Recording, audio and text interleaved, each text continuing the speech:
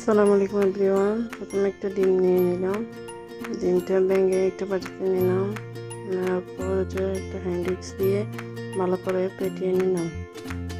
ভালো করে ফেটানোর পর এখানে পরিমাণ মতো চিনি দিয়ে দিলাম। চিনিগুলো ভালোভাবে নেড়ে চেড়ে এরপর দিয়ে দিলাম লবণ। লবণ দিলে একটু টেস্ট ভালো আসে তাই দিলাম। এরপর 1 কাপ ময়দা নিয়ে নিলাম। ময়দাগুলো দিয়ে ভালোভাবে নেড়ে চেড়ে এর লিকুইড মিল্ক ছিল এগুলো দিয়ে দিলাম, অল্প অল্প করে দিলাম। একসাথে সবগুলো দিলে ভালোভাবে ব্যাটার তৈরি হবে না, তাই আস্তে আস্তে দিলাম। এভাবে নেড়ে চেড়ে ভালোভাবে ব্যাটারটা ভালোভাবে রেডি করে নিলাম। এখনো মনে হচ্ছে ঘনত্বটা বেশি, আর একটু পাতলা করতে হবে ব্যাটারটা।